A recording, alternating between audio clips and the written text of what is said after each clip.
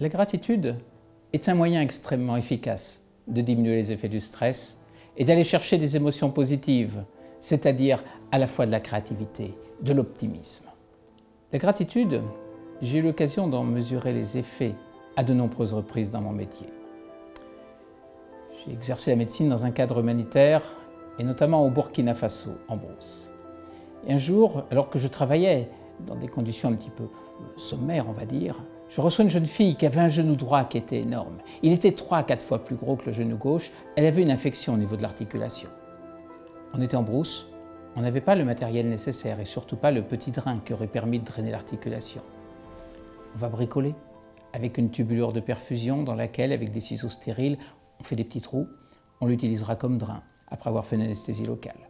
On met une antibiothérapie en perfusion et on a beaucoup de chance, la jeune fille récupère. Elle remarche. Elle ne fléchira plus jamais sa jambe à 100%, mais à 80%, ce qui lui permettait de marcher sans l'aide d'un bâton. Et puis j'oublie complètement cette histoire parce que tous les jours, il y avait des choses incroyables qui se passaient. Quelques mois plus tard, quand je retourne dans le même dispensaire, un soir, il y a un homme très âgé qui vient me voir. Il avait bien 80 ans. Et 80 ans, en brousse, au Burkina, cela commence à faire. Il avait les traits très tirés, la peau vraiment usée, des traces sur le thorax. Il m'expliquera par la suite que dans sa jeunesse, il s'était fait attaquer par une lionne qui avait été blessée à la chasse. Vous voyez que cet homme avait vécu.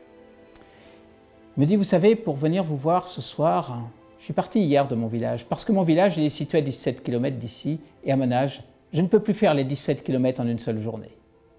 Cette nuit, j'ai dormi sur le sol, et ce soir, quelle chance j'ai, vous êtes là, j'avais tellement peur que vous soyez parti. Je lui dis, mais monsieur, qu'est-ce que je peux faire pour vous?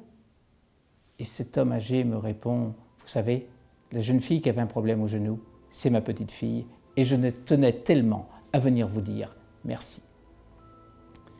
Eh bien, sur le coup, qu'est-ce que j'ai fait? Je lui ai dit, je vous en prie, monsieur, on est là pour ça.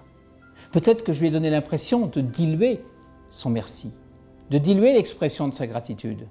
Mais 25 ans plus tard, je m'en souviens avec émotion. Il y a des merci que l'on prononce à ses amis, à ses collègues, à ses collaborateurs, pour lesquels ils nous disent « c'est normal, je suis là pour ça », mais dont ils se souviendront avec la même émotion dans 25 ans.